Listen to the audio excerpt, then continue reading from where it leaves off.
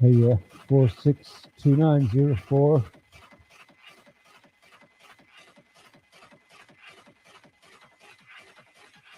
So I'm logged in over here at Rumble. I'm logged in over at racketnews.com. So everything seems hunky dory.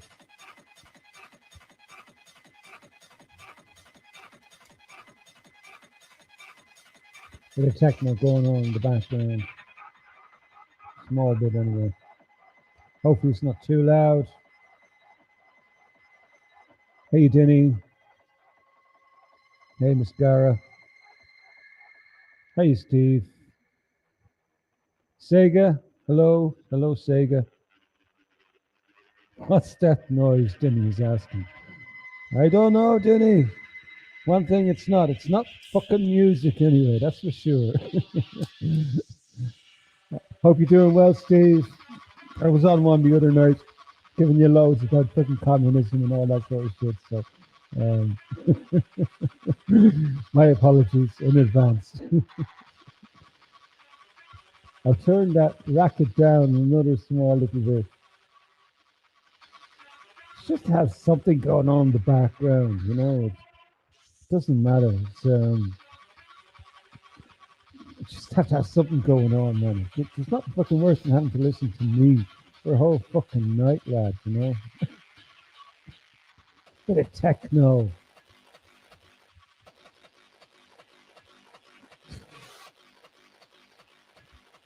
Ah, okay, you didn't mind too much, too. Yeah, yeah. Sometimes I've been on, to be honest, I've been on a little bit of a negative buzz last few days, Steve. It's been getting a little bit to me, you know? And the fact that there doesn't seem to be much of a push back against this fucking Marxist communist push, like, you know, but it's not clear where we're going, you know. But anyway, look, you know, what can you fucking do? What can you say? Hey, Johnny. I think I said hello to Mascara, but we'll say hello again anyway, just in case. And well, you know what? That's fucking mental music. I'm going to cut that. I'm gonna stop that for a minute. That's a bit too fucking mental, right? That is too mental. It's like, well, I'm not in that kind of form tonight, man. You know, maybe I should have just put on some classical music and would have been a little bit less fucking mind numbing, right? Um, but I have been sort of like because I have to get ready to play some music for a gig shortly. So I've been trying to get back into the old techno buzz a little bit, like. But that's a bit too much, right? That's a little bit too much. But yeah, I've been a little bit of a negative buzz lately. Like it's good God. And do you know what's not fucking helping?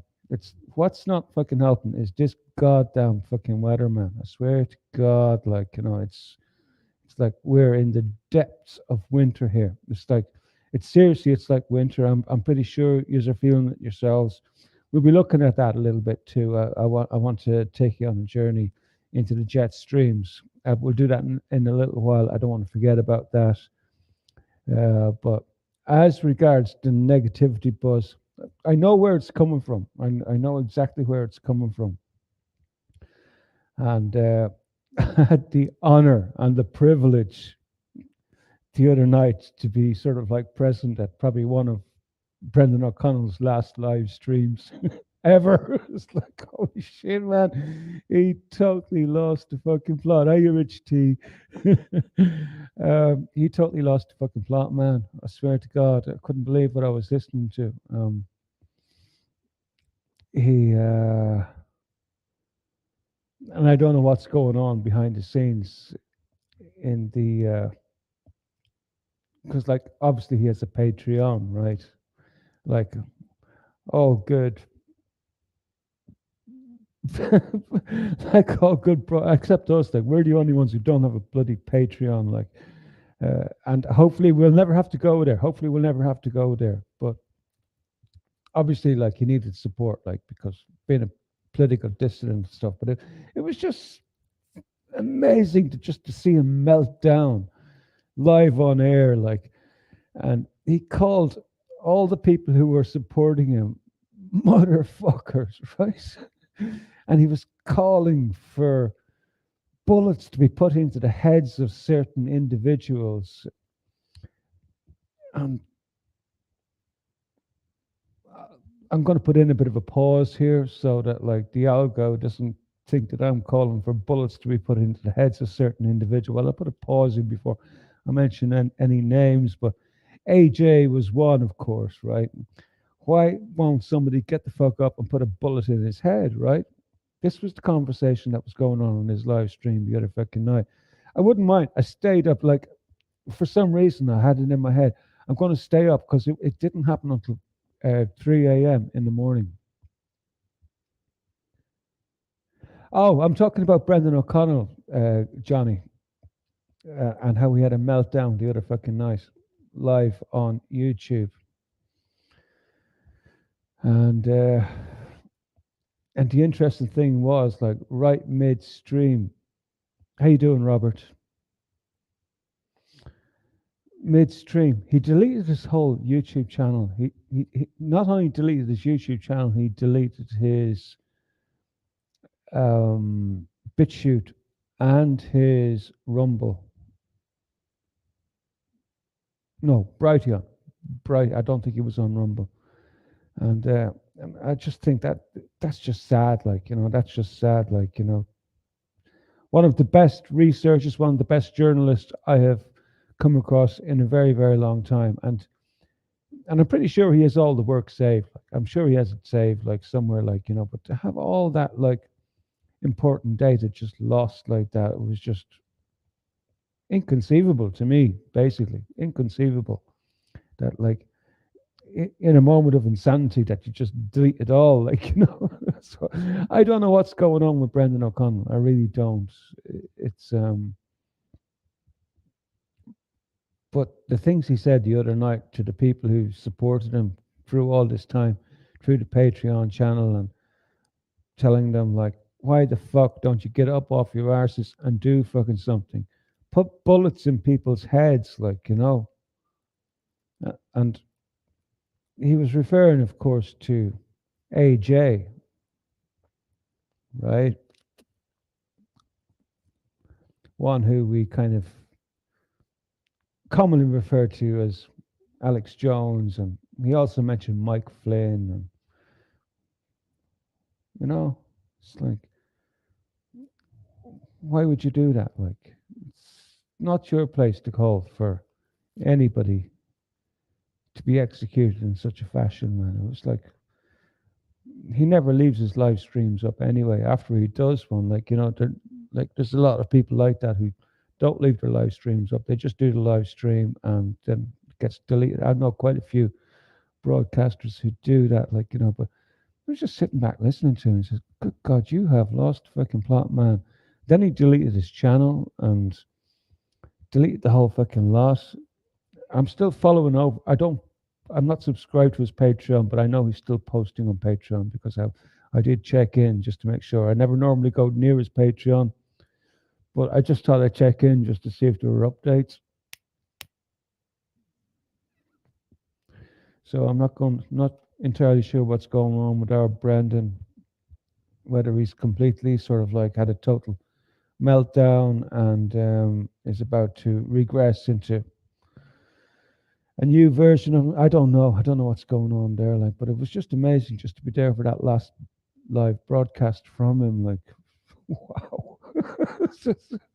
Holy shit, Brendan, you don't sound very Christian tonight.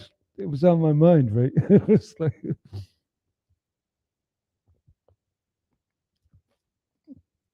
I see Kitty's in the house. Hello, Kitty.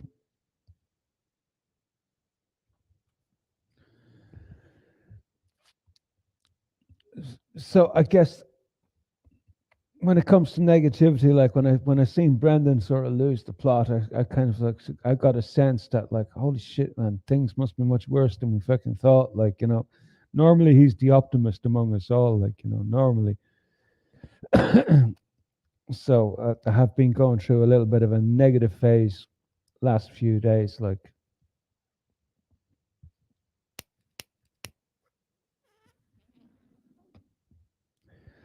And I have to say, this weather is not helping at all. It's really not. And when I had a look, I was looking at one of the mainstream media sort of like weather forecasters there earlier in the week, like, and he was going on into this really sort of like crazy description about like how the jet streams were interacting like with our weather systems at the moment, and like how the head of one of these jets is connecting with the tail of the other, like, and it was just like a ridiculous explanation of like what was going on. Like, whereas if they had actually took the time just to show the people what was going on with the jet streams, it would have been much more descriptive, like, rather than his crazy explanation in words of something that can't be described in such terms. Like, just show people. So I'm going to show you what's going on with the jet streams, right? Because they wouldn't show you this on the TV. Like, for some strange reason, like, they had some sort of like a graph, right? They had a graph basically, with some sort of like a few drawings on it, like, and but they didn't show you the whole picture, right? And it's just like, okay, you should have just showed it to people, right? I, I'm quite used to looking at the jet stream, and I know the jet stream's been crazy for a long time. Gastarbum, greetings, hello, welcome, hello, Kendo. Did I miss anyone? Did I miss anyone? I John Smith. Hey, John. I'll just take a quick check over on nothing happening over in Rumble and very little happening on the raconteursnews.com website. But for some reason, I couldn't connect to Raconteurs News via the HTTPS protocol tonight. I don't know what's happened there. There must be something odd going on. So I'll have to have a look at that later on. But it doesn't matter. We're back on YouTube for the moment. Hey, Chris. So I thought, like, for the start of the show, we might just take a look at the jet streams, right? And you'll know what I'm talking about when you see it. When you see it, you'll know what I'm talking about. So we'll go into screen capture mode here, and if I pop over to earth.nullschool.net, this is an amazing site here. Like, this is my go-to site for like what's happening. Like, it doesn't matter whether we're talking about wind, water, temperatures, atmospheric particulates, stuff like that. Like, but it's a complicated little piece of it's a complicated piece of equipment. Like, so basically, when I want to look at the jet streams over at earth.nullschool.net, you got to make sure that you're in the mode air, because you got loads of modes. You got air, ocean, chems, particulate, space, biosphere, and you got to animate the wind, the currents, the waves. But what I want to look at now at the moment is the height. So the jet streams are up at 250 HPA, hexapascals, um, which used to be, I think it used to be, God, what was the old term that they used to use? I can't remember what the old term was, like, but they use hexapascals now. So this is the current state of our jet streams at the moment. And if you're wondering what the fuck is going on with our weather and stuff like that, just take a look at this, man. This is absolutely nuts, right? I've been following the jet streams for donkey's years, right? Donkey's years. I even remember when the jet streams used to be kind of stable, right? And I have noticed over the last 15 years how they have been destabilizing to a certain extent. And and there's no doubt about it, like, they're absolutely destabilizing 100% completely. And I'm not entirely sure about the cause, although I have a few theories, like, but here we are over here. This is Ireland and England, and the reason that we've got so much cold and stuff, like, we're in winter here. Like, here in Ireland, we're in goddamn winter, right? It feels like winter. It's just a little bit warmer that you would expect for winter. And as you can see, the jet stream is like ducking right down below us. Uh, and that's not unusual, right? It's not unusual for the jet stream to actually duck below us in the middle of summer. There's nothing unusual about that. Like, it does happen. But the fact, right, that we've got so much, um, if you want to highlight these things to you, right, look at all these little circular currents that are going on in the jet stream. Normally, we have two clear jet streams, which usually encircle our planet. We have usually one that's just below the northern hemisphere. Like if we were to look at the planet straight on, um, we would have a jet stream which would sort of like snake up and down around the north, and then we'd have another jet further south which would snake around. But we have no two jet streams anymore. They're gone, absolutely gone. And I don't know what this is. It's not a jet stream I'm familiar with. It's not something I'm used to looking at. But although I have been seeing changes over the last 15 to 20 years, I have been following the changes in the jet stream. But I have to say, it just seems to be totally destabilizing whatever is going on. And going by what I'm seeing here, I can't see any improvement for our summer. I really can't. It's like um, with so much chaos going on. I don't know. Don't know what the hell is going on with this. Like my thought is that it's something got to do with the migration of the North Pole, because if you've been following like what's been going on with the migration of the North Pole, um, a few weeks ago it would appear that we did reach the 40-degree mark, uh, and that's a significant number as well too, for a few reasons which I'm not going to go into tonight, because it's like there's no point being focused on fucking maybes and could be's, but it is significant, like the 40-degree mark, for a particular reason. But this amount of instability in the jet stream, it's very, very unusual. Like, it is extremely unusual. As you can see here, it looks like it's even going down right into southern France and northern Spain. Parts of Spain seem to be kind of like okay for now, like, but I can imagine like the whole of Europe is experiencing this right now at the moment. If the jet stream, if I'm to go by this jet stream here, the whole of Europe is experiencing this at the moment, apart from certain areas in Portugal and southern Spain, perhaps, and into the middle of Spain. America's the same. America's not faring much better. Like, loads of currents. Like, I know there's a heat wave going on down around Texas and places like that. Like, but look how, like, this is all cold air being dragged down from the north. Like, so um, as far as global warming comes, I think it's all a load of fucking malarkey. That's all I can say. It's all a load of malarkey. And if we're to look at the southern streams, like in the southern hemisphere, we also should have two clear jets, right?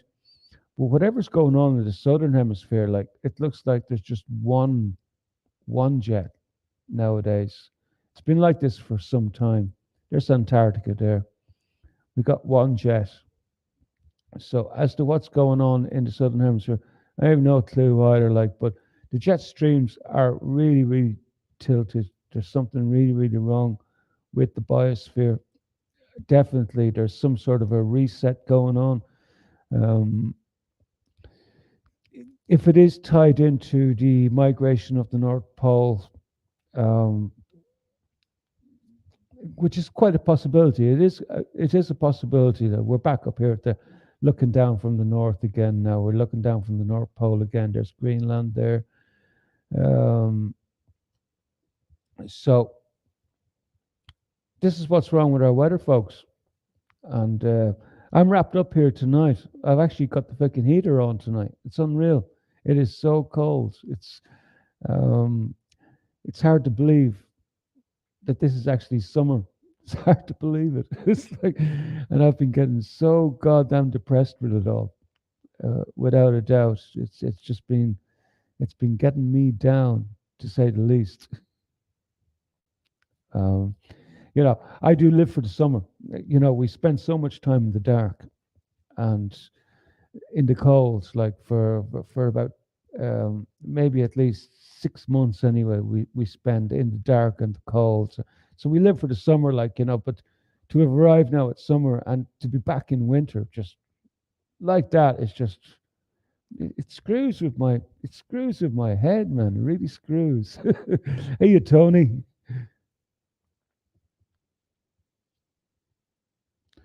Kendo was saying, I don't think it's unusual at all, considering that they have chemtrailed the planet for over 10 years, breaking all the rules with weather. Um, I wish I could put it all down to chemtrails, Kendo. I know chemtrails play a big part in what's. Um, I don't call it chemtrail. I call it geoengineering and stuff like that. So the problem is, like, as far as I'm concerned, is what's going on with the poles. Why are the North Pole and the South Pole shifting as much as they are? That's what is in the back of my mind. As far as I know, that there's no internal mechanism on the Earth which would cause the North Pole to migrate the way it's migrating. Like, it's been migrating now for the last 120 years or thereabouts, and it seems to have accelerated a little bit as well too, which is predicted. Like, I think there was a scientific paper came out there not that long ago where they were stating that, like, the the drift the drift of the poles could actually accelerate and could happen within 100 years. Is that what's happening now? I don't know. Obviously, like, we all know about the Great Reset and stuff like that, but constantly on the back of my mind is, what if this Great Reset is not what they're saying it is, but it's actually sort of like a global reset, like, but probably a reconfiguration of the climate and maybe a reorientation of the climate. Um, I've been thinking about this a lot over the last 5 to 6 years, because clearly, like, there's a shift going on. It's like, this is not normal. It's not normal at all. And perhaps the actual great reset is like something that's going to happen in the biosphere, and part of me thinks that, like, they're the people with money and the people at the higher echelons are probably getting ready to go to their bunkers. That's what I get the sense of, like. And I mean, we have such a fickle, it's not fickle, but it's like, when it comes to technology and stuff like that, like, they want to push us towards CBDCs and everything being computer oriented, and that. But how could you base your society on such technologies when it could be taken away in the blink of an eye, right? With a crazy solar flare, which they keep spouting on about. It's just the mainstream media are going nuts with, like, what would have been conspiracy theory about 20 years ago, like, about, like, the Carrington events and how the sun might take out the whole electrical grid, and that there'd be very, very little that anybody could do about it. And this could be possible. So why would you base your whole infrastructure on a technology which could be just taken out like that? Like, what is the story here? What are these digital IDs about, right? What are these passports about? My conspiracy head just goes fucking wild with speculation sometimes when I think about these things. I'm just thinking they're getting ready to go for their bunkers, right? I think they're getting ready to go for their bunkers, man. But what is causing the fucking North Pole to move? There's no internal mechanism to cause that. It has to be an external force, right? Has to be.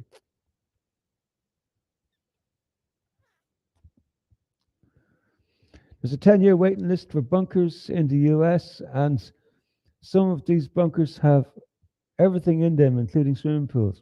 Yeah, yeah, yeah. Actually, yeah, I know. I've seen some of these high class bunkers. They're just, well, they're very plush. They're very plush. Like it's like, holy shit, man. But I was reading an off Guardian article about like what these rich people were discussing in some of their behind the scenes topic. Like one of the off Guardian reporters got in there and was invited in because he had some expertise in preparation and stuff like that. And their biggest concern at the moment is like, what are we going to do with the security? Like, when we get them into the bunkers, like, how are we going to fucking control them? Like, and this off-guarding reporter, like, I can't remember. I should have saved the article, but it doesn't matter. I'll summarize it as best I can. He said, "Well, you should treat the security guards as well as possible." And all these rich people were looking at him like, and they're thinking, oh, that doesn't sound like a good deal, man. It's like, you know, and they were talking about things like, you'd have bracelets for around their necks to enforce compliance and stuff like that. Like, so um, I'm telling you one thing: the last place, if it all goes pear shaped, the last place I would want to be is in a goddamn fucking bunker. Man. I'll take my chances on the surface. Thank you very fucking much, right?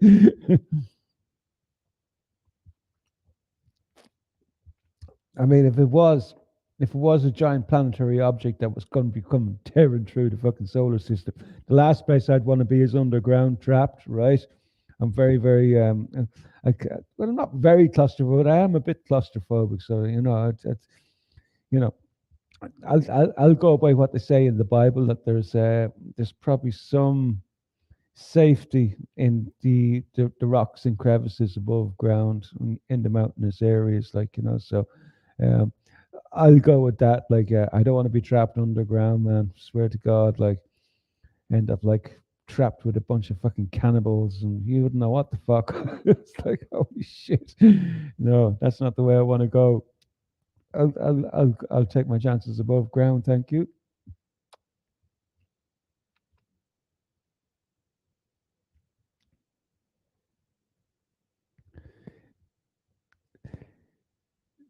Never understood that saying.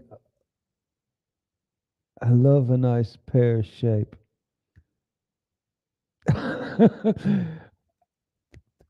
Well, when I talk about pear shape myself personally, I'm thinking something else, like but I assume like you're talking about the curves of a transgender woman, because they really are like you won't get anything more spectacular than the pear shape of a transgender woman. It's like, there you go.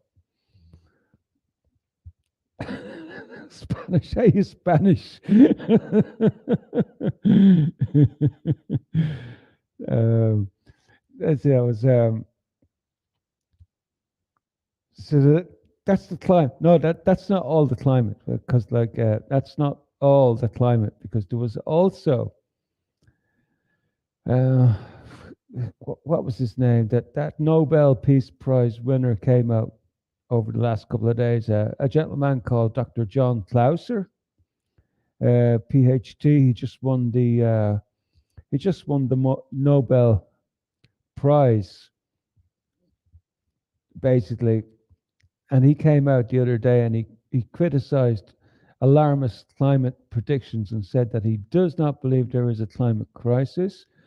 During a speech at the Quantum Korea 2023 event, Dr. John Clauser said, I don't believe there is a climate crisis. According to a report by Seoul Economic Daily that has been translated into English by the CO2 Coalition, Clauser added that the key processes are exaggerated and misunderstood by approximately 200 times, and accused the Intergovernmental Panel on Climate Change of spreading misinformation. In his keynote speech addressed To young Korean scientists and students, Clauser said that misinformation has been spread by those with political and opportunistic motives. No shit, Sherlock. He's quoted here saying even chatbots like ChatGPT can be better at lying than humans. He said, I think that, well, that's when you've got ChatGPT, which has been programmed by habitual liars, of course it's going to be a liar, you know. So distinguishing truth from falsehoods is a challenging task for both humans and computers. And he's continuing quoting here in an era of rapid advancement in AI technology, the role of scientists as judges is necessary, he said, urging scientists to fulfill their role by verifying information and educating the public about it. Yeah, and I totally 100% agree with him. Like, although I'm not 100% certain that there isn't a climate crisis, one would be forgiven for looking around at what we're getting served up as weather over the last 10, 15 years has been anything but fucking normal. And I never believed in the CO2 narrative, never. Although I was tempted for a while. I was in contact with a lot of eco activists, like, you know, back when I was broadcasting way back about maybe 10 years ago. And I had access to a lot of them and a lot of their ideas, and they seemed plausible, but they never sold me the idea because actually I went out and looked into some of these issues around CO2, and it quickly became evident that like this whole CO2 narrative was a load of codswallop, you know, had no basis in reality, and that like um and nowadays I really do question the motives of these people who are spreading that fear porn. Were they actually just duped, or did they actually have nefarious reasons for doing so? I mean, nobody's talking about the jet streams and what's going on with the jet streams. Nobody. We had an English weather forecaster there during the week, like sort of gently brushed on the topic, like, but wouldn't show the people what was going on with the jet streams. Made no comparison to what the jet streams used to look like, and so like you're not going to learn from people like this. Like, you know, you're not going to get any sort of an understanding at all from people. Hold on, I've got to fuck this goddamn cunt of a cat out, man, before he's just annoying me here now with his whinging, whining. Well, well. All right, and just bear with me a second. I'm going to fuck him out. Come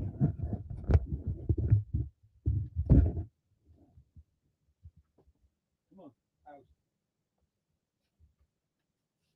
Come on, out.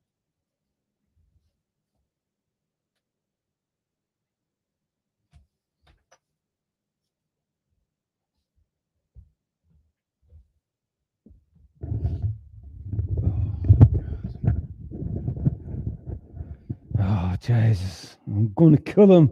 I'm fucking kill him.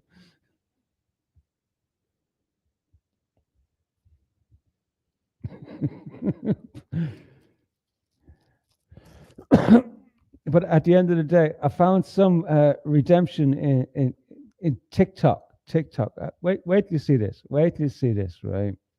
Check out where the human race is at the moment. And I have to say, TikTok is probably one of the most fascinating places I have seen in a long freaking time. And what do I have to do here? Let's see, we're going to do a screenshot because plus, oh shit, what am I looking for here? Where is it gone? Clown World. Marshmallow. Crunchy corn, yum! Kitty paws. Pumpkin, yum! No spicy. Ice cream, yum! Kitty balls, ice cream, yum! Once we get to 350, I'll leave, I promise. Stinky swear. No spicy. Hot dog, yum!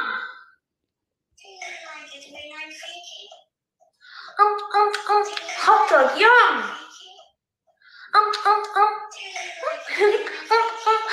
Donuts, yum!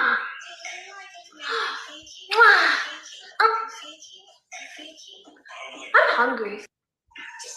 Marshmallow. Holy shit, man. Look at the state of these fucking people, man. This is TikTok for you, right? That's TikTok. Holy fuck, man. I don't know what's going on with the human fucking race, man. You give them a shit pot of really cool fucking technology, right? You give them a shit pot of cool technology that you can fucking research, you can actually do something productive with, and what do they do with it? They go on, they pretend to be elves, talk gibberish, and make no fucking sense whatsoever. And I was watching. I took a little bit of time just to run through that stream, like very, very slowly. When I seen it first, I was reading through the comments there because you can see the comments coming on there as Yuan was doing whatever the fuck it was that she was fucking doing. Ha ha ha ha! Yum! Hot dogs! Yum yum yum! I'm hungry. Holy shit, man! For fuck's sake, man! What's the story with TikTok?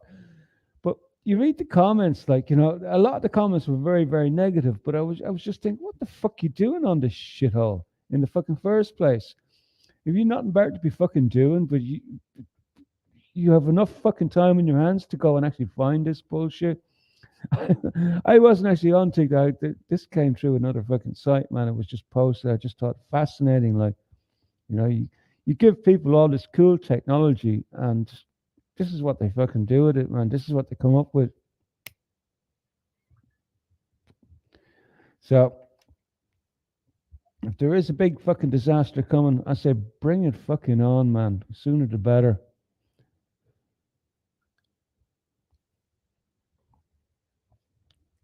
Yeah, Spanish. I found is I'm one of her closest followers. Like, you know, I never miss one of her broadcasts. Like, yum. It's like-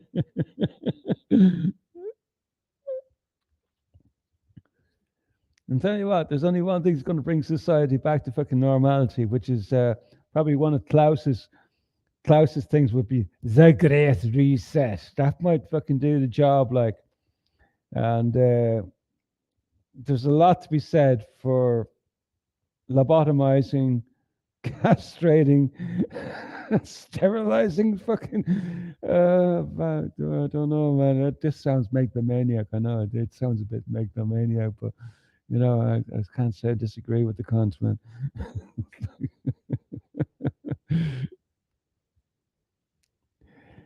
Teenager with the mind of a chihuahua.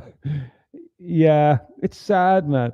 But look, one thing I've learned about, because I actually do follow a lot of broadcasters who are on these platforms, particularly chess broadcasters, like, and they have sort of similar type technology stuff, like where they're able to generate loads and loads of interaction with their followers, their fans and stuff like that. Like, it all seems to be about subs and gifted subs. I don't get it, man. I don't get it because I'm not on those. I don't understand half the shit that they be going on about.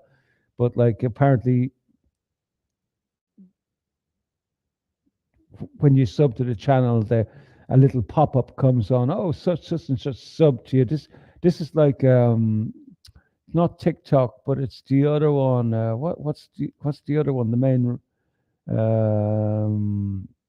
Twitch. I think Twitch. I think they're all over on Twitch. uses similar type technology, like where just to get user interaction. Like that chick that I just showed you there, she's using a similar type of technology. Like, so she's probably earning quite a lot of money out of it. Like, I mean, she looks kind of cute and stuff like that. Like, but at the end of the day, there's a lot to be said for having a brain, man, and generating content which might be of use to people. But then again, the reason she's doing that is because like so many people will tune in and fund her, like, and well, the problem is not the girl herself. It's like, what's wrong with the people fucking tuning in and fucking sort of like enabling? Is enabling the word? I think enabling might be the fucking word. Hey, BB.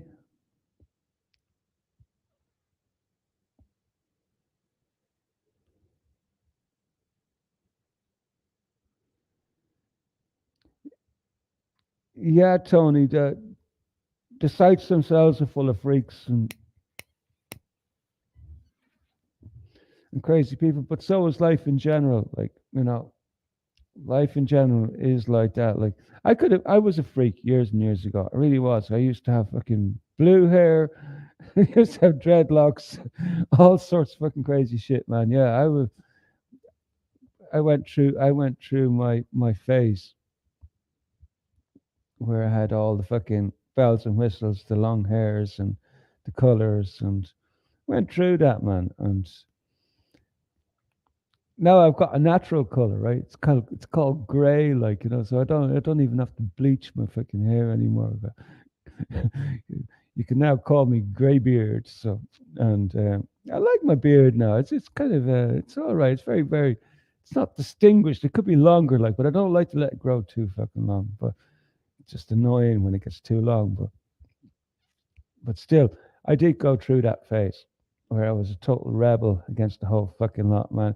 Used to walk around with my jacket on and "fuck the Pope" written on the back of it, like, but I haven't changed my mind about the Pope. That's one thing that hasn't changed. I don't wear the jacket anymore, but I haven't changed my mind about the Pope. I think there's something wrong with the Pope. And I'm more convinced of it now. Back then, I only had a fucking general idea what I was talking about.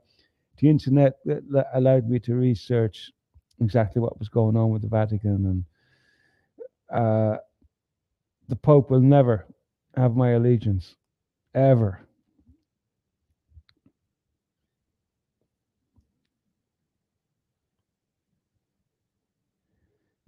Tony would wish that they would hack the Wi-Fi and internet protocols and fuck with them so much the internet goes down.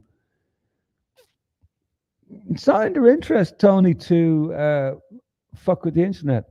I mean, the internet is already turning people's heads to mush, right? It really is. It's like for any nefarious characters that might be interested in controlling populations, like, the internet is the last thing you'd want to take down, because in its current form, it's doing a great fucking job of turning people's heads to mush, right? And the internet could be a great thing, but I think, like, it's almost like me and Jason were kind of in agreement that the internet was totally dead, you know. But and it is dead in a lot of ways. The internet is dead. It's just so much bullshit on it right now. It's unreal. It's impossible to get to the truth of anything. I'm gone that I don't trust anyone, even people that I once fucking trusted, like, say, Brendan O'Connell, for example. I don't even trust him anymore. I don't trust anyone anymore. And it's it's hard to see a way forward. Like, I mean, we can't just disconnect from it either, because, like, we're kind of like being pushed in the direction where the internet is so integral to everything that we do. Like, it's so useful in a lot of ways. Like, the problem becomes like when you start to go to try to find any real information about anything, you'll quickly end up like running into dead ends, like, and some things you just can't find information about. Like for example, like there was a brilliant documentary done in the late '90s in Australia, right? And it was prolific on the internet. It was available in loads and loads of different locations about Julian Assange and about how he started off his life as a hacker and how he got connected with a hacking group with Russian connections in Germany, and how they were then breaking into sort of like high profile places like the NSA and NASA, loads of different places. Like, it's like a lot of the people involved who were telling the stories at the time, like they were very concerned about what was going on, and they didn't understand what the fuck was going on at the time. But and I know there's this idea that Julian is kind of like a journalist and stuff like that. Like, it's just no, it's not true, man. He's a hacker. His craft is data, and he sells data for money. And who is he working for? Who exactly is he working for? Like, his last friend in Germany, Pengo, I think he ended up being found dead, being shot in the back of the head and burned in a forest in Germany. Um, so we have to question everybody, no matter how much like the narrative tries to tell you that Julian is some sort of like hero journalist. No, I think we need to take a broader look at it. Like, that's not the case, man. He was a criminal from a very very young age, like, and the effort that they had to go through to find him, like in Australia, like at a time when nobody knew anything about computers, like none of the police agents had a fucking clue. They all had to learn. Eventually, they caught up with him anyway. Like, but at the end of the day, if you go to try to find that interview or that documentary that was done about Julian Assange that was made in Australia, if you go to try to find, you can't find it anywhere. It's like it's been sanitized, and that's only happened in the last 2 years. So, um, as far as the internet goes, it does seem it's like it's kind of dead to me in a lot of ways. It's like a lot of the real information has been gone. It's being sterilized as we go along. Like, if you have enough money to spend, you can actually make yourself disappear off the internet, like, and not appear in searches, uh, gratis, Google, and that kind of ilk. So, like, when it comes to getting really, like, there was a time like when there was a lot of really really good information on the internet, but I think those days are gone. I think it's too controlled now, and I'm not sure it's ever going to be coming back unless there's a new internet going to come out, internet free. I think we're coming into like a decentralized internet. Maybe that'll reopen it back up. Like, the information is there, it's there, but it's just not accessible in the internet's current form. It's so well hidden. Like, it's excluded from searches on Google. So, no matter how hard you fucking try to find something, and I've tried to find that documentary about Assange because it was fascinating. Can't find it back. I should have saved it when I had a chance.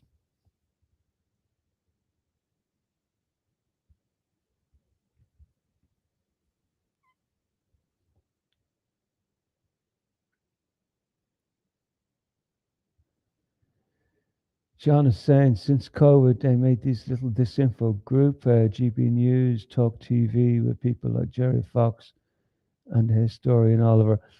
I don't really follow GB News at all or Talk TV. The odd time I might, just out of boredom, I might check them out, John. But I know exactly what you're saying, and yeah, and as well as that, like the whole alt media scene is corrupted and bought and paid for, all of them, every single last one of them. That's why I don't listen to hardly anybody anymore. I really don't. And now that Brendan O'Connell is gone, I don't know who the fuck I'm going to listen to because they're all a bunch of cunts as far as I'm concerned.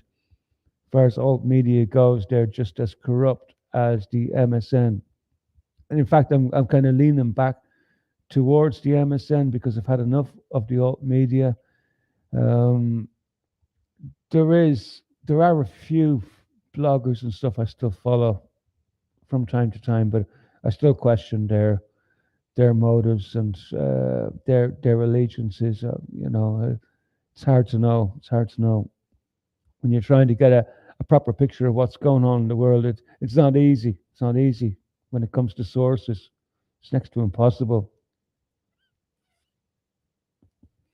There used to be a really good site, Godlike Productions, conspiracy site, like total bunch of loons, like, but it used to be full of great information.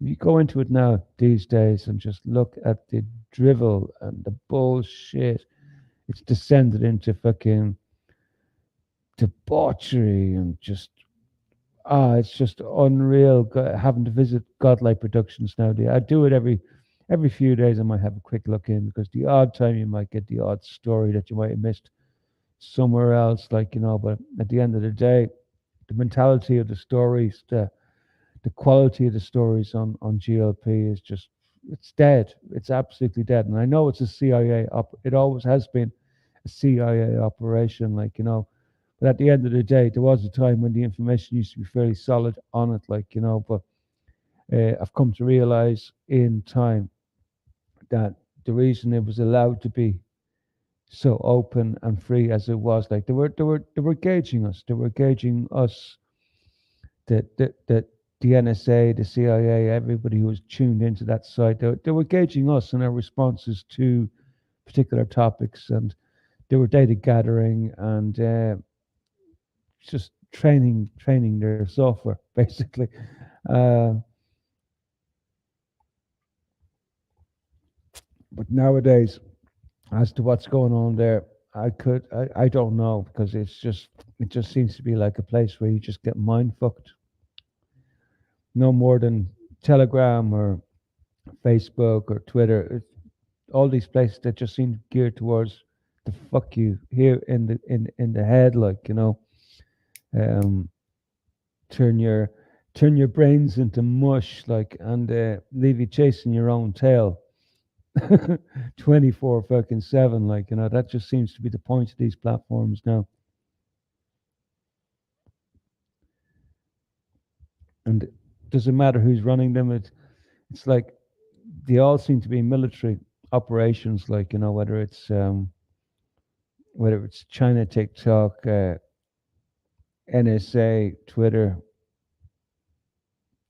NSA, Facebook. It's like Telegram, Russia, Israel. It's all fucking 6-1. They're after our data. That's all they want. They want our data. And they have algorithms running 24/7 trying to figure out, like, our emotional responses, because they're watching and gathering data on everything, like, so they're measuring our responses to the bullshit that's been pumped at people, like, so um, I find myself interacting less and less with these platforms. I thought Telegram was okay for a while, like, but at the end of the day, I'm coming to my senses now, and it's just another shithole. I mean, it serves a purpose for the moment, like, but I just find myself doing less and less on it, like, And the other day, I had somebody trying to coax me back onto WhatsApp, and just, no thanks, no. Enough bullshit, man. Enough bullshit.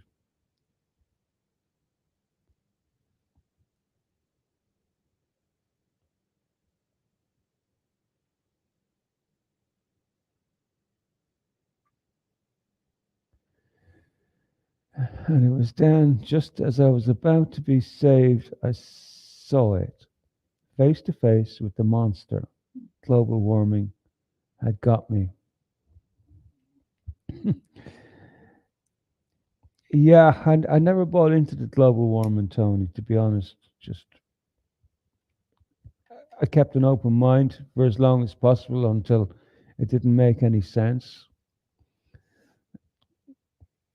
As I say, like as I was researching it and looking more and more deeply into all the aspects of it, like, and especially around the CO2, the the less sense it fucking made. Like, clearly, clearly, there's a climate problem, right? Clearly, absolutely.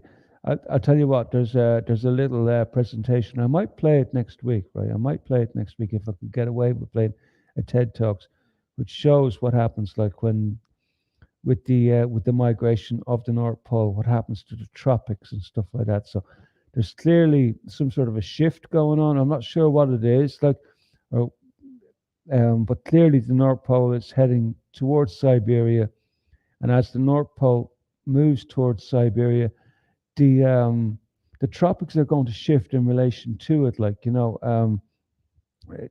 there's a direct relationship to where the with the North Pole and the ice sheet, a direct relationship, right? So, um, and there's a direct relationship with the tropics with the North Pole and the position of the North Pole. Everything, we can't take these things in isolation. So that's why I'm thinking, like, at the end of this process, Ireland might end up like in a tropical climate. It wouldn't surprise me. It wouldn't surprise me if the North Pole ends up in Siberia. We might be end up more tropical. It's hard to know, like, but nobody knows. Nobody fucking knows what's going on. And what the fuck is causing the North Pole to fucking move like that? That's the thing that gets me. Like, is it possible that they were fucking right, that there is another body out there in space influencing the magnetic field? That's because there is no internal mechanism on Earth that I can find. I can't find it. And it's not that I've been looking into this shit for 20 years. There's no internal mechanism to cause the North field to migrate the way it is migrating. It has to be an external force. Has to be. I'm not saying that there's a fucking big thing coming in to fucking eat us all fucking alive. These things work at a distance. So, we're probably in a cyclical fucking phase of something which has been going on for a very fucking long time, and will continue to be part of life here on this fucking planet. But we are very, very possibly in this shift. That's the only thing that makes any sense to me. The only thing. So whatever about global warming, I'll tell you one thing: the climate ain't fucking right. One thing for sure. I mean, we had our summer in spring this year, and now we're back to winter in what's supposed to be summer. It's like, I'm sure you all have your own stories. I'm pretty sure of it.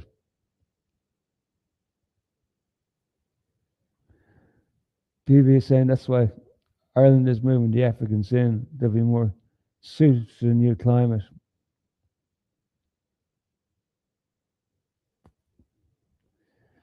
I don't know what's going on with the refugees, PV. It's that's another fucking rabbit hole that you could fucking go down and try to figure out, like, and you'll never get to the bottom of it. Like, my money's on external forces causing a migration crisis, destabilization. It's a huge distraction in a way. I mean, it gives there's a lot, like, it stokes a lot of fucking tension, right? And it keeps people obsessed with fucking nonsense, right?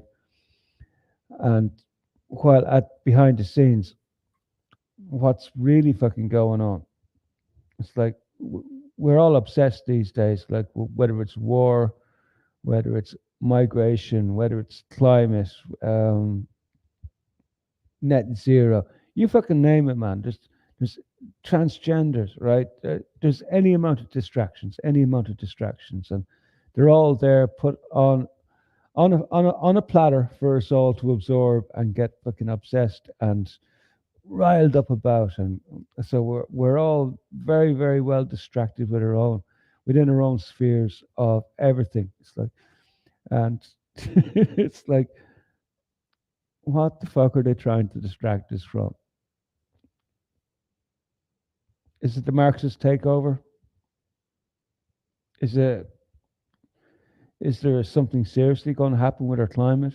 I don't know. I wish I knew, but I'll tell you one thing: they're trying to distract us from something, and we won't get to the fucking bottom of it. I don't think. I don't think we're going to get to the bottom of it unless they come out and fucking say just beforehand, before it fucking happens, what's going down. I don't know, but it all just seems like a distraction to me.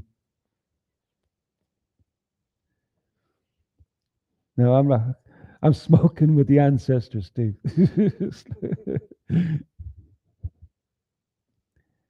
Kalergi plan, yeah.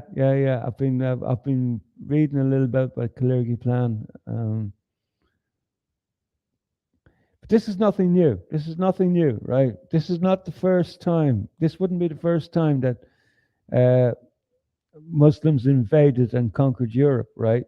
It's happened before, right? There would, and don't I can't quote the date and the time, but it's way back. Like half of Europe used to be Muslim because it was conquered and invaded, and it could happen again. Could easily happen again. But yet we're still here. We're still here, and we will survive one way or the other. Like we won't worry about it too much, like because at the end of the day, I think the general theme that I'm reading about, like everything that's going on, is that like the theme is let's keep everybody in a state of negativity, right? As much as possible, anyway. Keep them in the negative, right? And that way, at least their minds are fucking working, At least they got something to be fucking thinking about. So, as far as the Kalergi plan goes, I don't doubt that it's in progress. It's the same with the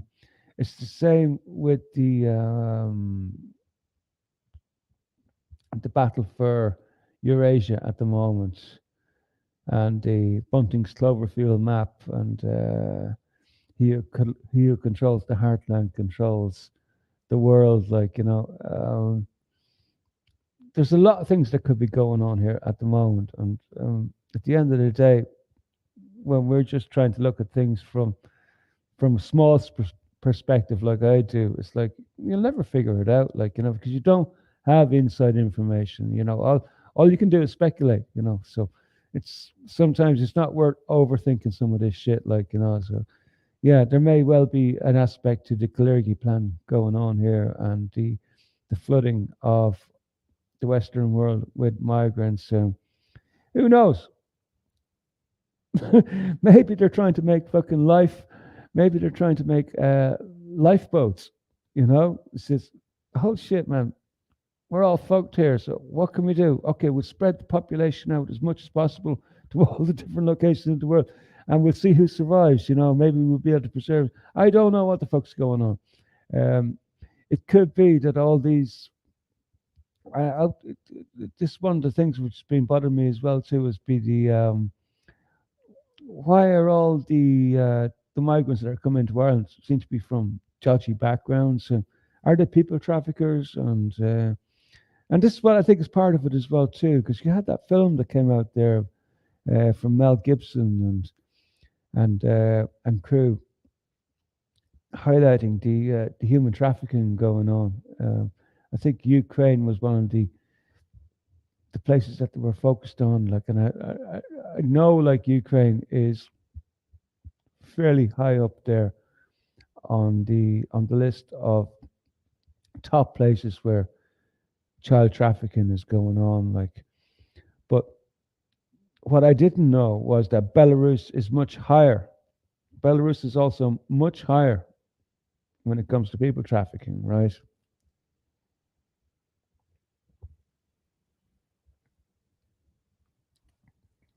Belarus actually has the highest rate of people and child trafficking in the world. So put it together. So sometimes I wonder, like, a lot of these nefarious characters that are coming into our country, are they actually part of the organized gangs which are sort of like infesting on a global level here at the moment. Like, we're looking at like people trafficking on a grand scale, a massive scale. Like, there's a big scandal going on here in Ireland at the moment, with the Tusla, which would be like they're kind of like an organization, they're a governmental body who sort of like look after children and children in care in particular, like, so there's a scandal breaking loose at the moment. It's gone kind of on the QT at the moment, like, it's not being advertised too much, only in certain circles, like, certain circles would be looking for this type of information. And apparently, just that they take in these children into care, like from foreign countries, and apparently 250 of them have gone missing in the last couple of months. 250 children. Just we lost 250 children. Shit happens, right? Shit happens, really. I mean, think about it. Think about the. Just let that sink in for a minute. 250 children in the last couple of months have just gone fucking missing. Nobody goes fucking missing just like that. Not in the West. That just doesn't fucking happen. Everything we have systems in place, like, where everything is recorded, everything is documented, like, that's the amount of control that's in our society. Like, when you think about it, it's just unreal. Like, the fact that they could just lose 250 children is just like beggars belief, man. Beggars belief. Like, and that's probably only the tip of the iceberg. Like, I've known for some time that, like, there's a huge amount of child trafficking going on through Ireland. Some of my friends in the past would have told me that, like, Ireland is one of the worst countries. No, Ireland is not the worst country in the fucking world. The amount of children. uh, who was I listening to? I was listening to some topic the other day. He was an ex-counsel on foreign relations, right? Ex-counsel on foreign relations. Um, he was talking about the matter, and he was saying something like 8 million children disappear every year on planet Earth. 8 million. He equated it to a population the size of Austria. It's unreal, man. That's absolutely unreal. I don't know if any of you seen that. Like, it was quite phenomenal. Um, I think I saved it actually. I might try and, but then again, it doesn't matter. Like, everybody here knows what I'm fucking talking about. Like, the scale of the trafficking that's going on at the moment is it's just obscene, absolutely obscene. And I was listening to a very, very interesting 2.5 hour documentary yesterday, which went into a pile of documents which were released under very, very strange circumstances from Amazon on a USB stick. And on the USB stick was thousands of documents related to children, right? We're talking about children, names, and ages, the camps that were being held at. This was in relation to adrenochrome, and I've always been one of these people who just sit on the sideline of the adrenochrome. I've always sat on the sideline, but at the end of the day, at the end of this presentation, I'm kind of convinced now that, like, oh God, this is fucking real. And that film from Mel Gibson and sort of like highlighted it to me, like, because, like, they're talking about adrenochrome, right? This is going mainstream right fucking now. And I've always been on the sideline, even though I've known about it for fucking years. But, without fucking evidence, like, what do you do? What do you say? Like, do you? But anyway, this leaked cache of files that was put out, like with all these children and their names and their date of births and the camps that they were held in, their blood types, the and the direct, explicit sort of references to adrenochrome in the documents, and um, about the levels of which, like,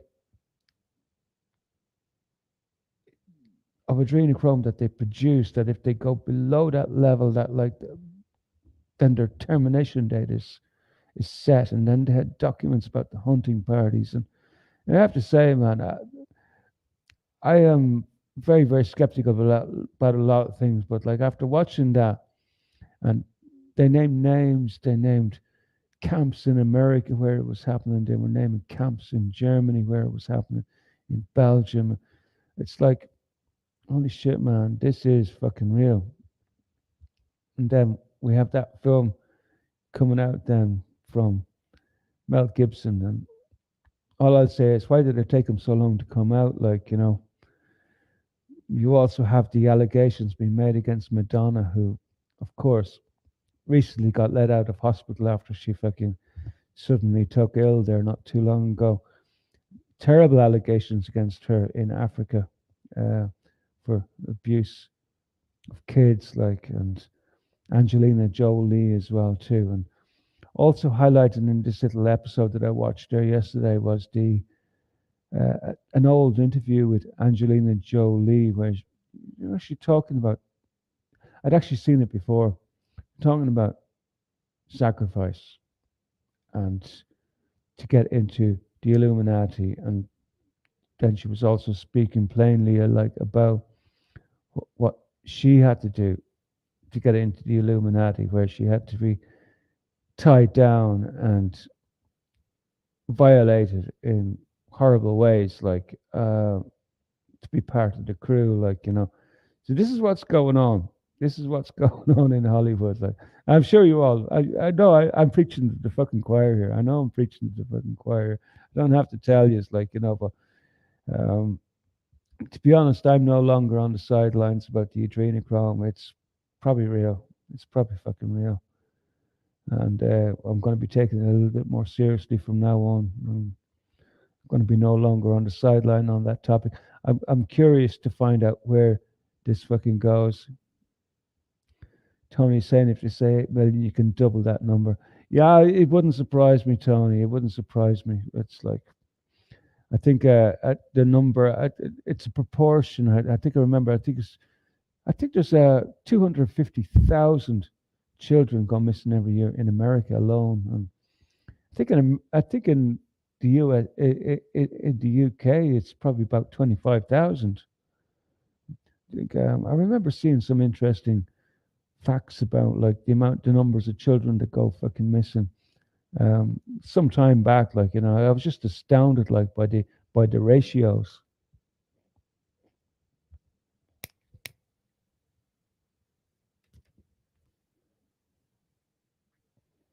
Did I miss anything here in the chat, or miss anybody that I didn't say hello to?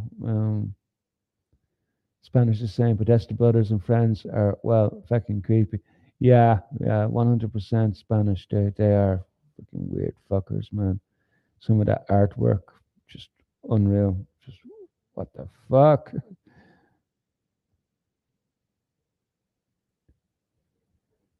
How you doing, Annette? In the Congo, children are smuggled in bags to sell. Unbelievable. I believe it. I absolutely believe you, Annette. Denny is asking, anyone seen this film from Mel? No, not yet, Denny. It's just breaking in the USA at the moment. It's running through the cinema sphere. As far as I know, Donald Trump is going to be airing a special. God, where was the place he said that he was going to be airing it? It doesn't matter. It doesn't matter. Donald Trump is going to be putting it out as well too. Like he's holding a venue for it. Like, so, It's just, but apparently it's breaking box office records. From what I hear now, it's actually breaking box office records. While Hollywood films are sort of like in the gutter, like, with all their woke bullshit. It's interesting that like the Mel Gibson film is actually doing very, very well. I actually I had a story I wanted to follow on from what I'm talking about here regarding Jew Edwards is dodgy. Manners now, Robert. But as far as I know, like, I don't know much about the Edwards story. I really don't. I haven't been following it because it's irrelevant. Like, it sounds like he got caught in a fucking honey trap. It's like, so I'm not going to be overly. I'm not going to be following it too closely, like, but he just fell into that Epstein trap by the sounds of it. But this, let me see if I can get this story up from Mark. I think it's Wahlberg. It was his name. Yeah, Mark Wahlberg. What I'll do is I'll put the browser up so you can actually read along with me.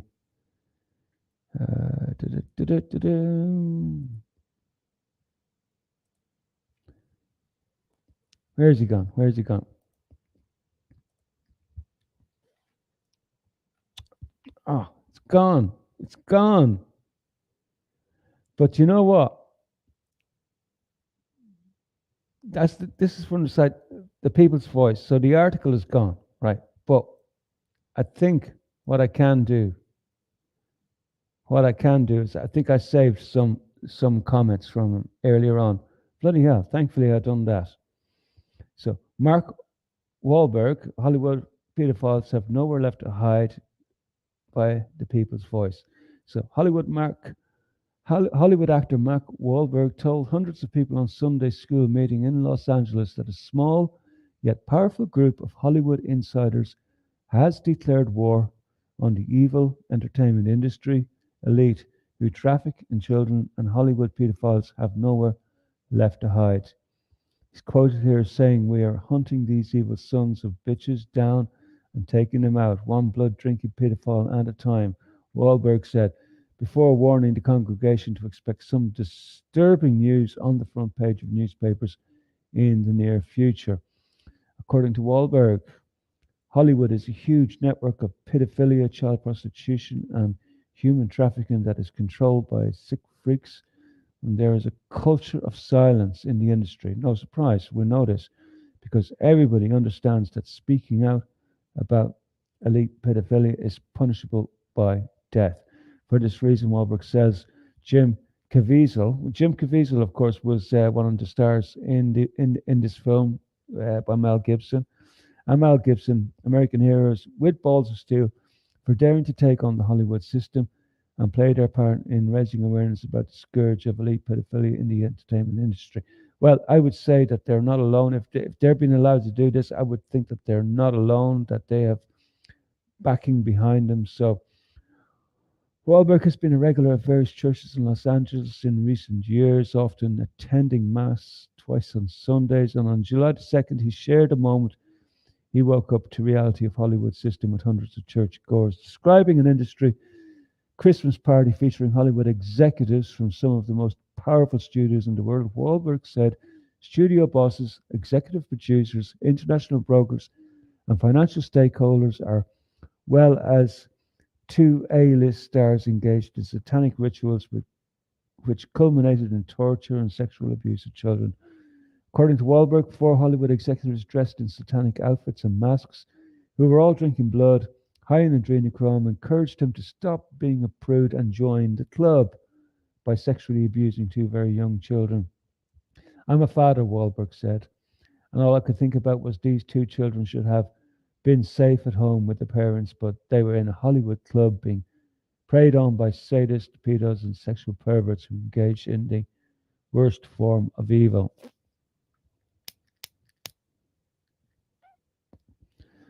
Wahlberg made clear that the consequences in Hollywood could not be higher for those who threatened to expose the depraved activities of the elites. Why didn't I kill these guys? I had to think about my children. They are my first priority in this world, and I don't want them to grow up without a father. Wahlberg said he had heard rumors about this type of party in Hollywood, and he knew the consumption of adrenochrome was a popular pastime among studio executives, but he had never been openly confronted with it before. The whole corrupt Hollywood system, all of the brainwashing and perversion, and the pumping out every year, it all begins to make sense when you understand that Hollywood needs young blood to continue operating. Adrenochrome is a compound that occurs in the body and which spikes during periods of fear and anxiety, according to Wahlberg. Hollywood elites torture children and cause blah. Yeah, but anyway, look. Without going into the, because I feel like I'm preaching to the choir here, right? I don't have to be. Everybody fucking knows what I'm talking about here. That's Mark Wahlberg. It's interesting that the article has been taken down over at that site, which is the People's Voice. Interesting that the article was taken down, that you can't reach it anymore. But thankfully, because I take little snippets of things as I go along, as I'm gathering news stories, they do seem to survive. They do seem to survive the purge of information. I'd imagine if there was something wrong with the article, they would have put a correction in. The fact that it's taken down says a lot. So I think that this Mel Gibson film, whether you like Mel Gibson or not, or hate him, I think it's going to cause waves. I think it's going to rock the foundation of a lot of people. I think, because I'm fairly open-minded myself, and I've always been on the sideline when it comes to the adrenochrome issue. I've always been sort of like, okay, do I really want to go there? It's like, no, I'm not ready to go there yet. I would like to see more fucking data on the topic, but I think we're about to get some more data on this fucking topic. So I will continue to remain open-minded about it. And if and when it's proved to be a bullshit story, well, then I'll change my fucking mind. 100%. Absolutely. But until then, I'm going to keep an open mind.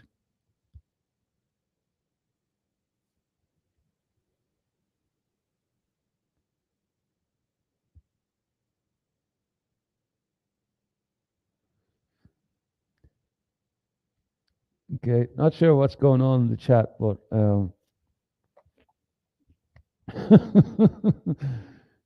Dilly reckons Robert is a Tottenham fan. I don't know about that, man. I don't know about that, but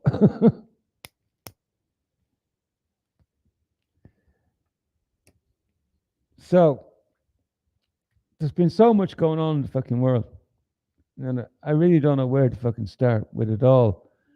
I'll see if I can cover a few more stories before the end of the show. Like we're nearly the 1.5 hour mark here now. So let's see what else was on my list of things tonight to cover. Yeah, we had a nuclear blast as well in Russia, by the way, in case you didn't notice. But then again, there's so much going on, you'd be forgiven for not noticing. So more than 100 people were hospitalized and one person was killed after an explosion at a uranium enrichment plant in Russia's Urals region, the largest of its kind in the world, according to local media reports. Russia's state nuclear corporation Rosatom, which owns the Ural electrochemical combine in Novorossk, said a cylinder with depleted uranium hexafluoride was depressurized at around 9 a.m. local time. Russian media outlets often use euphemisms such as loud bang or depressurized instead of blast or explosion, allegedly to avoid sowing panic and maintain a favorable information landscape. So basically, we had an incident anyway in Russia. Now, there's lots of conspiracy theories running around at the moment as to whether it was like just an accident or whether it was sabotage or whatever. Like, but anyway, it's irrelevant. So, more than 100 workers from the plant were being taken to a nearby hospital for examination and are likely not injured, according to Russian news outlet E1, which added that doctors who were on vacation or not working were called in urgently. Ross Adams said other workers present at the time of the incident underwent medical examination at the clinical hospital, number 31, blah, blah, blah, blah. So, as far as I can make out, one person was killed. I think there was one person killed, and 100 basically hospitalized. So, then again, you have to be careful about the information that you get out of Russia as well too, because they don't always tell the truth. So, what is depleted uranium hexafluoride? Depleted uranium hexafluoride is produced in the uranium enrichment process. Contains 0.2 to 0.4% of the rare isotope uranium-235, and is typically stored as a solid in steel cylinders, according to the U.S. Department of Energy. Ross Adams said in its statement to Newsweek that depleted uranium hexafluoride is 1.7 times less radioactive than natural uranium and poses no threat to human health. United States Nuclear Regulatory Commission notes that when DUF6 corrosive acid that can be very dangerous if inhaled. Uranium is a heavy metal that can be toxic. Okay, so like there may well be issues like for anybody who has inhaled it, like during the explosion. So anyway, an interesting point that's been going on, and there's only a few places reporting about that. Like it almost went under the radar. Only for I got lucky enough that I follow a few crazy fucking people on some dodgy channels that I probably would have missed it completely. So we also had this trans activist, right? Sarah Jane Baker, who served 30 years in jail for attempted murder, told the London Trans Parade March crowd to punch a turf if they see one. On July 12th, Baker was arrested for incitement to violence, telling officers during the arrest, trans rights are human rights. At the rally, Baker took to the stage holding an Antifa flag and told the crowd, I was going to come here and be really fluffy and be really nice and say, yeah, be really lovely and queer and gay. Nah, if you see a turf, punch them in the effing face. Leftists use turf. I didn't know this term, by the way. Leftists use turf to describe a feminist who reject trans women as women, i.e., believe in biology. It is an acronym for trans exclusionary radical feminist, right? So, according to the Daily Mail, Baker was originally jailed for kidnapping and torturing her. I don't know. I don't take great umbrage at her there, but stepmother's brother. She was then convicted while behind bars of attempted murder of another inmate, and it was released in 2019. I'm not going to use these terms. No, I'm not going to use these terms in relation to these people. It was reported to the police for inciting violence at the weekend, but the Met officer initially told the complainant it was not in the public interest to pursue the case, saying the call for violence was hypothetical and allowed under free speech laws. So there you go. Your free speech laws are still intact over there in the UK. However, Scotland Yard subsequently confirmed that the crime report had been reopened. On Wednesday, Baker was filmed being handcuffed by an officer inside a house in a video uploaded by a supporter and viewed more than 300,000 times on social media. Met police spokesman told Mail Online today a 53-year-old thing has been arrested on suspicion of incitement to violence. She has been taken into custody. So there you go. Um, so there are limits to free speech, by the way, by the sounds of it. And oh, we got an update on Lisa Marie Presley as well. And the report from the Los Angeles County Medical Examiner shows that Lisa Marie Presley's cause of death was from a squalene of small bowel obstruction from bariatric weight loss surgery. So the bowel obstruction is a blockage of the small and large intestines. In the case of Presley, the blockage came from scar tissue that developed after a bariatric surgery that she had years ago. So basically, what this bariatric surgery is, it's like it goes into. I'll tell you what the details of. I think it's down below here. The bariatric surgery involves creating a small pouch that bypasses the stomach and attaches to the intestine. The process creates a new, smaller stomach that is designed to hold less food. The small intestine is brought up to the separated small stomach pouch to complete a digestive system. So the purpose of it is meant to restrict the amount of food you can eat and reduce the number of calories your body will absorb. So I don't get these people, man. I really don't get these fucking people. I mean, if you want to lose fucking weight, why not just take a traditional route and just stop eating fucking shit, man? Obviously, this chick, like Lisa Marie, she wasn't capable of doing this. Like she was getting ready. She was getting ready for some event that was coming up. So rather than sort of like just go on a fucking normal diet, she decided to have her fucking stomach surgery done. So, but anyway, there was a lot of speculation about Lisa Marie and what killed her at the time, because apparently at the time it was sort of like attributed to a heart attack, I think. So there was a lot of speculation, as you might understand, a lot of speculation about like what the hell was going on there. But let's see. There was one thing which I wanted to go through.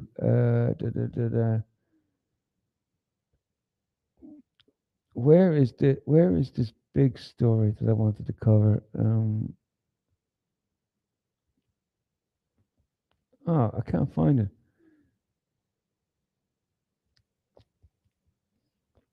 God, I can't find it. It was actually a story about the recent deaths and stuff. I thought I had this saved. I was sure I had this saved. Just bear with me a second here.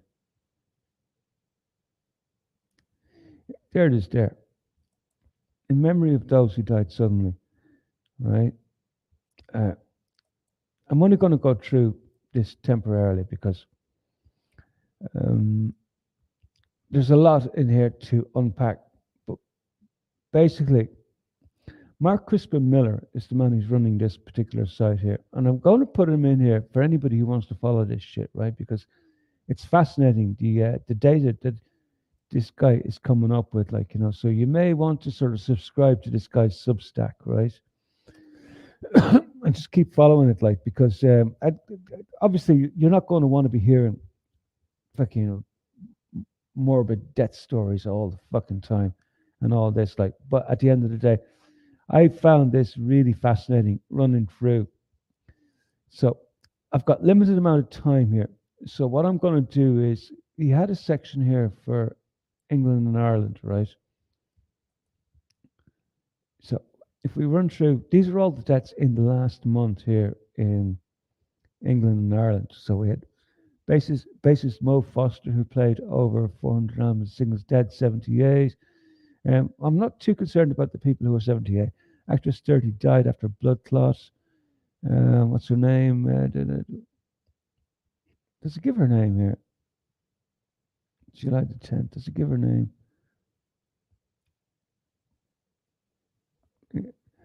The parents of the young actress who died after her blood clot symptoms were dismissed as anxiety have said the spread of physician associates will spark more tragedies in the future. Emily Chesterton, 30, was seen by a physician associate at her appointment at the Yale Practice Surgery in North London, October 31st. Her symptoms included calf pain, a swollen hot leg, shortness of breath, and she was finding it increasingly difficult to walk. Emily, who was from Greater Manchester but had moved to London to pursue a career in acting, believed she had been seen by a GP, but instead a physician associate prescribed her propranolol medication for anxiety. She collapsed later that evening and was rushed to hospital. However, her heart had stopped beating, and doctors could not save her life. The coroner concluded her life could have been saved if she had been to A&E and given a pulmonary embolism.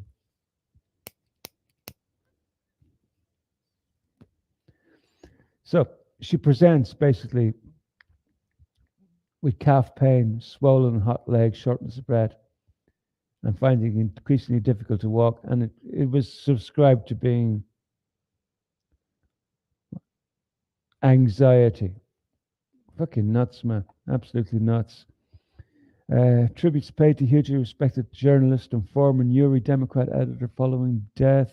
County Armagh journalist will be remembered as an extremely talented reporter and editor by colleagues following her death. Jackie McKeown, who was 54 and a former editor of the Newry Democrat, died suddenly on Friday at her Newry home. No cause of death reported. Caroline Page, Woodbridge councillor, whose long COVID diagnosis was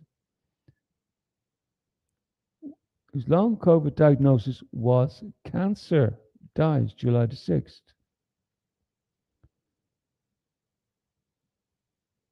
No age reported.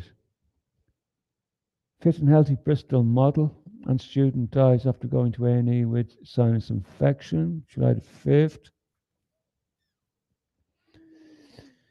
Teenage boy dies in Dudlick after medical emergency. No age or cause of death reported. This is what I want to get into here.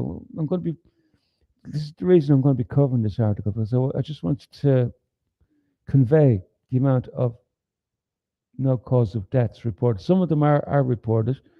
Beautiful mum known by alter ego Fairy Nuff dies after sudden diagnosis. Beverly Lee, well known in New Brighton for her alter ego, Fairly Nuff, mum of 3. Young hairdresser dies suddenly, leaving devastated community in mourning. Now, these deaths are all in the last month to month and a half, right? So I've checked through these. I've actually checked through these. So you just have to take my word. If you want to recheck it, go back and recheck. Maybe I've missed one or two, but for the most part, all of these are in the last month and a half. This girl was from Glasgow. Tribute been paid for Dana Galt. No age or cause of death reported. Mum dies just 14 hours after 5-month-old baby boy suddenly passed away. Kevin Dugas died late August. The 30-year-old was rushed to Harplands Hospital, but sadly could not be saved following the tragedy. Was there a cause of death? Just died suddenly. Young dad dies suddenly here. Family has been left. Mystery of a young dad who died suddenly. No cause of death reported. Driver dies of apparent medical incident after collision with cyclist in Brampton. What? No cause of death reported. Holy shit. Cumbria. Peel Police said the driver of a vehicle involved in a collision with a cyclist in Brampton on Monday has died after suffering an apparent medical episode either before or after the accident. Police said the collision occurred just before 1:30 p.m. Lovestuff, sudden death. Man believed in his age 40s was found collapsed on the street. Police attend scene of a sudden death in Newry. No age or cause of death reported. John Appleby, 65, 58. No cause of death reported. I'm going to skip through the older age ones because, but just look at it. No cause of death reported. 71, 54. No cause of death reported. 55. No cause of death reported. K. Elizabeth Hawkinson. Steve Andrews, 56, no cause of death reported. David John Parker, 63. Grimsby, no cause of death reported. Paul Presterson, 71, no cause of death reported. Suzanne Richardson, no cause of death reported. David Smith, 75, no cause of death reported. Peter Gary Wilson, 55, no cause of death reported. Gary John Evans, 73, Cardiff, no cause of death reported. Pam Honeyman, 65. Rudby, no cause of death reported. Keith Jasper, no cause of death reported. George Lee, no cause of death reported. Paul Wesley, 64, no cause of death reported. Sheila Williams, 71, no cause of death reported. Keith Anthony Brewer, 70, no cause of death reported. Richard Brunston Shaw, 75, no cause of death reported. 58, no cause of death reported. No cause of death reported. No cause of death reported. No cause of death reported. No cause of death reported. Peter Ryan James, 32. Mortimer Utoxeter. Joseph Murphy, 58, no cause of death reported. Michael Peter, 62, no cause of death reported. Jared Peter Zuski, 62, no cause of death reported. Stephen Michael Redmond, 53, no cause of death reported. Stuart Mead, 46, no cause of death reported. Tony Runke, 74, no cause of death reported. Lauren Scott, 63, no cause of death reported. Sue Suckner, 65, no cause of death reported. Robert Shenton, 57, no cause of death reported. George Edward Watt, 71, no cause of death reported. Ian Wood, 57, no cause of death reported. William Justin Abram, no cause of death reported. Evans, no cause of death reported. Fisher, no cause of death reported. Haddo, no cause of death reported. Nicola Proudlock, no cause of death reported. Ahern, no cause of death reported. Craig Thomas Agar, 24, no cause of death reported. That was in Hull. Paul Bingley, no cause of death reported. Braxton, no cause of death reported. Jeffrey Cowell, no death reported. Look at all this. Just I've got to look rather than boys. Jeff Dodds, no cause of death reported. No cause of death reported. No cause reported. No cause reported. 34. This chick here, or this young man here, David Shepperton, 34 in Hull. Suddenly, 30th of June, no cause reported. 75, no cause reported. Penny Armitage, no cause reported. Christopher Bowles, no cause reported. Tom Bryce, no age or cause of death reported. Burrows, cause of death, no cause of death reported. David Donaldson, no cause of death reported. June Williamson, oh good God, look, no cause of death report. Look at all these. Anthony John Bell, 43, no cause. He was Newcastle upon Tyne, no cause of death reported. Bowen, no cause of death. Dak, 30, Middlesbrough, peacefully of course, but no cause of death reported. Gardner, 38, Raplock, suddenly no cause of death reported. Clive Martin, no cause of death. McMahon, Craig Presley, Waits, 48, no cause of death reported. No cause of death reported. No cause of death reported. No cause of death reported. No cause of death reported. Keep going, keep going, keep going. All the same. No cause of death reported. None. Gary Knowles, 34, from Gosford, Gaza. That must be his nickname. Peacefully. No cause of death reported. No cause of death reported. No cause of death reported. No cause of death reported. All the way down. No cause of death. No cause of death. No cause of death. Now we're getting into the Irish ones. Woman who collapsed and died at Wexford Beach was former British Navy officer. Let's give her name here. Maria Falls, 63, Nee Cummins, of Laney, Adatin, Carlow. No cause of death reported. Jack Fitzgerald's Reverend Father Jack Fitzgerald, no cause of death reported. Limerick. Linda Barrett, no cause of death reported. Declan Boyle, no cause of death reported. Emily Dunn, she looks very, very young, no age or cause of death reported. Passed suddenly. Andrew Gowling, No age or cause of death. Passed unexpectedly. Eileen Grant, niece Sullivan. No age or cause of death. Hurry, no age or cause of death. Marie Kenny, no age or cause of death. Stephen Francis Malone, no age or cause of death. Eamon Nolan, no age or cause of death. Lillian Mann, no age or cause of death. That's she looks like a young woman as well too. Ina Sprite, no cause of death, no cause of death, no cause of death, no cause of death, no cause of death, no cause of death, no cause of death, no cause of death, no cause of death, no cause of death, no cause of death. No cause of death, no cause of death, no cause of death, no cause of death, no cause of death, or age. All these have no age or cause of death, by the way. No cause of death, no cause of death, no cause of death, or age, no cause of death. Paul James, peacefully following an epic battle with cancer.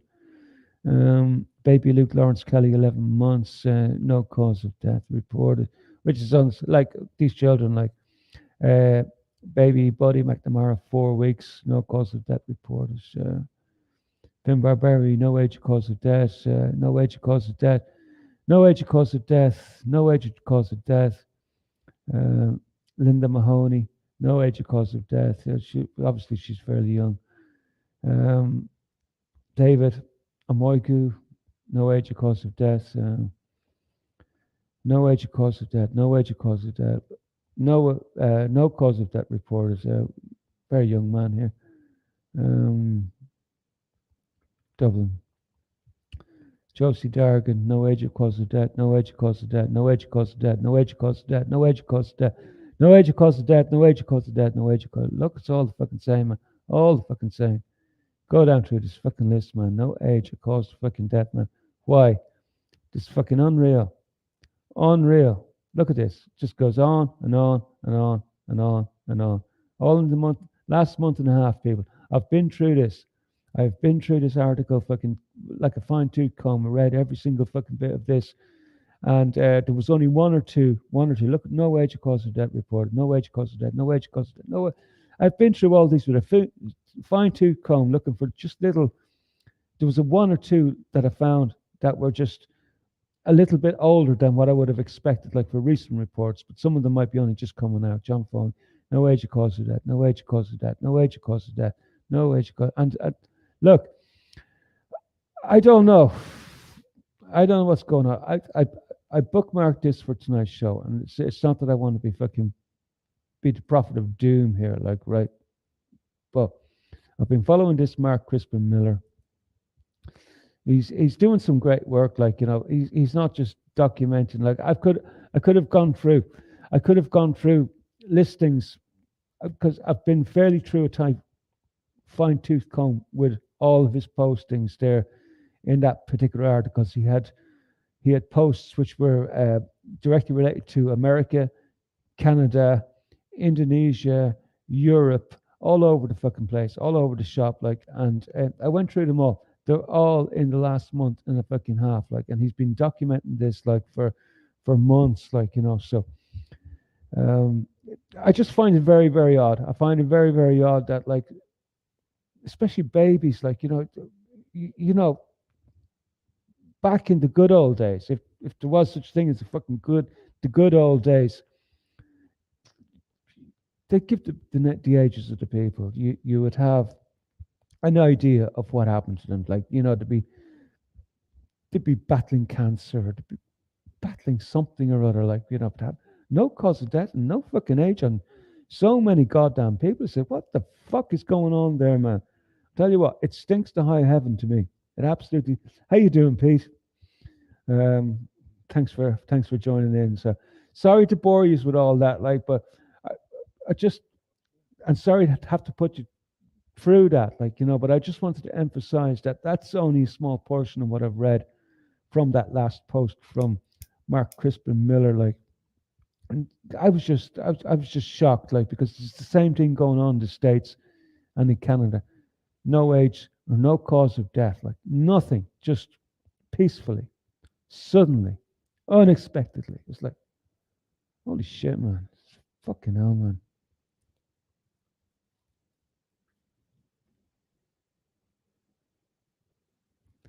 You're going to cover the list on Tuesday, Robert. I think I've already done it, man. At least if Rowan Atkinson was covering the list, he might have been able to make it sound a bit funny, maybe. I don't know, but I tell you what, I just the reason I went through that list, right? The reason I went through that list was just to highlight the numbers of no age and no cause of death, which is just unreal to me. That doesn't happen. Like that never used to happen. That would never happen in the real world. Like, there'd be some, there'd be some information. This is the way it always freaking was with obituaries. You'd find out, like, had been battling with a long illness or something like that. Like, no effort being made, no age, fucking cause of death. What the fuck is that supposed to be about, man?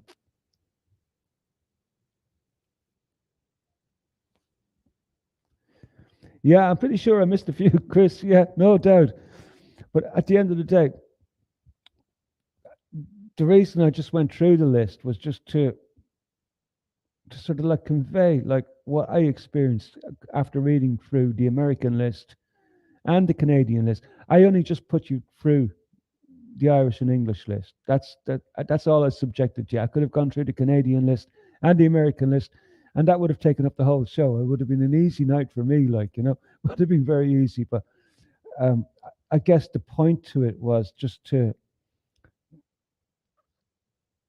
I don't know if you got what I got out of it. Like, was just like the absurdity of like the amount of no ages and no causes of death. Like, it was just like, it just beggars belief. Like the vast majority, and no ages. Like you can't even get a. Like, my guess is like there are probably a lot of young people there, a lot of young people, and that would be my guess. That would be my guess. But anyway, I don't want to go too far down the conspiracy route, But so again, my apologies for putting you through that list. But it didn't do too bad. Like, it didn't take that long. It didn't take that long. But hopefully, I did express the concerns I have about like seeing that amount of weird data. Is like, and don't worry, I won't be doing this every fucking week. And be thankful. I didn't even put you through any Ukraine bullshit tonight. So, and it's not like there isn't shit to cover on Ukraine, but I didn't want to, I didn't want to scare Robert away. So, as we tighten up the show for tonight, we are getting now to the last 5 minutes. And what I'm going to do is I'm going to chuck the link in there for anybody who wants to join. And you're very welcome to come in and flame me or whatever. It's up to yourselves. I haven't been paying much attention over on Rumble because I think Rumble has been quiet tonight. Yeah, Rumble has been very, very quiet. I think the usual suspects who were over on Rumble are over. Oh, Confident Hoover. Spanish was over on raconteursnews.com. So, and Mascara is over on raconteursnews.com as well too. So that's cool. So, so the link is in a few different places there now. So, as we wind up now for tonight, your homework for next week, right? Your homework for next week is now to go to the Mark Crispin Miller site and dig into the death list from Indonesia and Asia. It's like, I didn't even go through them myself. It's just like, oh my God! After seeing the Canadian, American, and English and Irish data, I says, holy shit! I've seen what I need to see. I think, yeah, I get the picture. No, today is 667. Dennis, we actually made 666 last week. So, and I didn't realize it. The number must have just updated after the show or something like that. Like, well, today we're on 667. So, we've made the milestone. So at least if we do get, after me covering this story now tonight and the adrenochrome and all that, I think and the channel gets banned. Oh shit! Like, we'll be back to zero. Holy shit! Yeah, I have to be more careful in few. I have tried to stay away from a few of the key dodgy topics tonight, but I thought we could get away with covering the excess death. I thought we could get away with that, and we didn't make any insinuations about anything at all tonight, as far as I remember. Hopefully, I don't think we disparaged any minorities or anything tonight, although I might have come close a couple of times. But it's hard to know. We won't know until afterwards. We won't know. So if you arrive back on raconteursnews.com during the week to check out the podcast, and it's gone, you'll know that we're fucked, right? You'll know that we're really fucked, and that you'll have to fucking connect with us over at raconteursnews.com or over on the Rumble channel, you know. So that's where we'll be if we fucking disappear, if we get disappeared by the mafia.